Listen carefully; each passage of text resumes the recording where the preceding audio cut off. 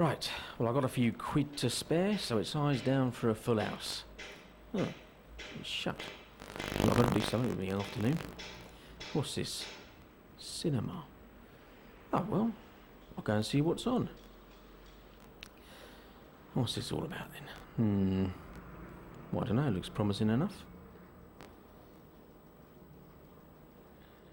Yeah.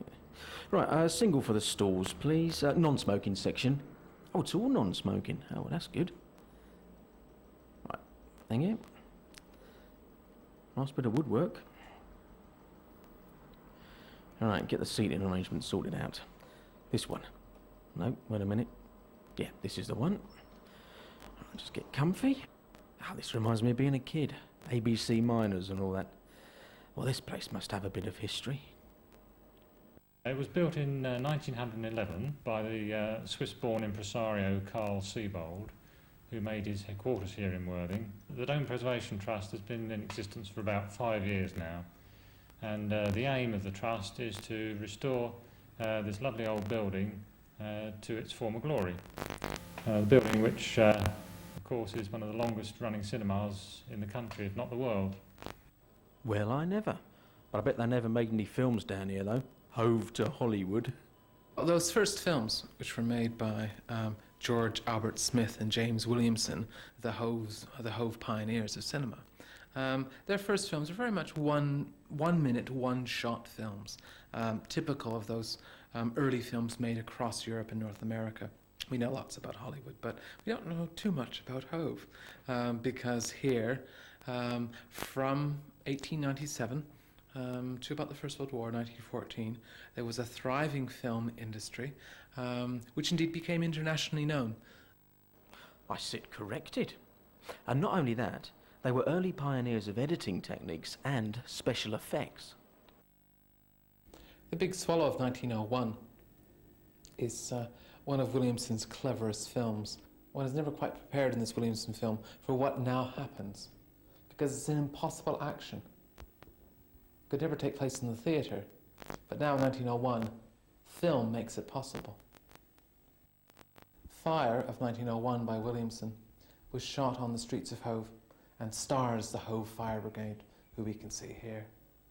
Once the horse-drawn fire appliances are put out of the station, prepares one for the next shot, which indeed reveals a real sense of kind of epic filmmaking. As the firemen with their horse-drawn apparatus come towards the camera, reveals a kind of true drama, a true charge. Williamson tinted the film stock for the first and fourth shots of the film to give that sense of the fire blazing and the danger to the occupant. This is one of George Albert Smith's first films of a train arriving at Hove Station. It's a south platform of a train travelling from Brighton to Worthing. They must have been early train spotters as well. Their studio was right next to the tracks at Hove. The Hove studio complex was started in Williamson in 1902, and it was a good site for a modern film studio because, of course, it was only literally just a few hundred yards from the main line between Hove and London.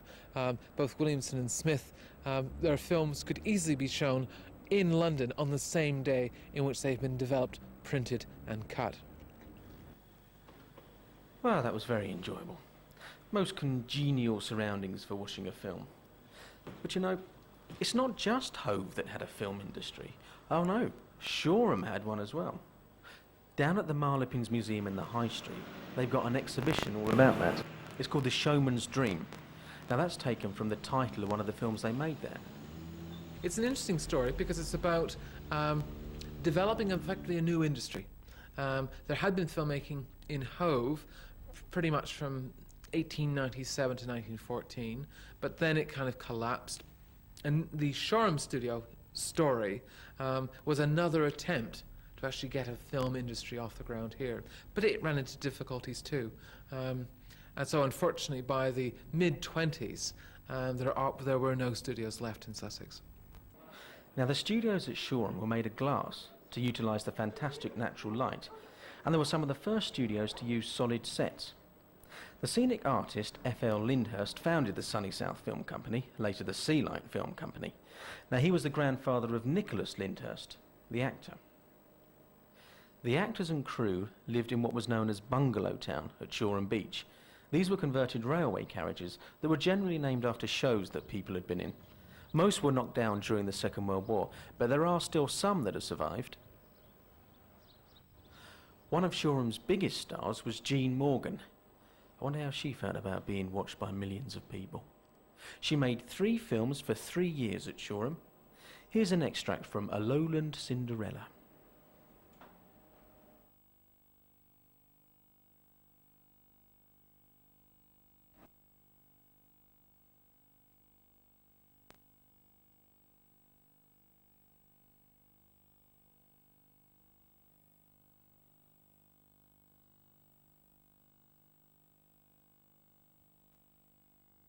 Sidney Morgan, Joan's father, directed most of her films.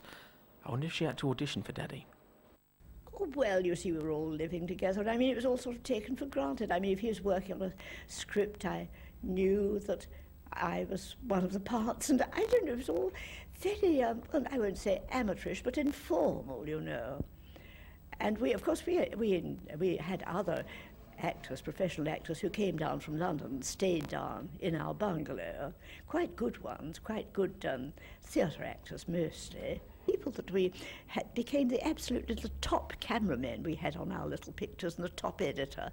And their films were quite good. And they kept us alive in the world that we wanted to be alive in, you know. But wonderful, we always had the wonderful technicians and the wonderful scenery, the wonderful country houses. And But finally you wouldn't have missed it at all? I did miss it, yes. I missed it for a terrible long time.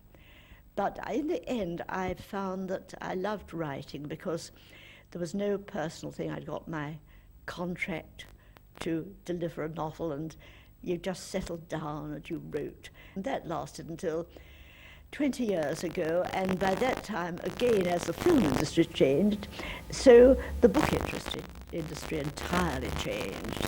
The day of the $500,000 advance was on the horizon.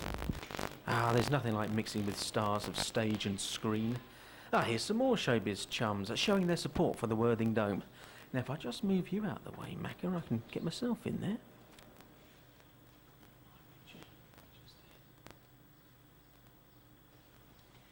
Like to think of any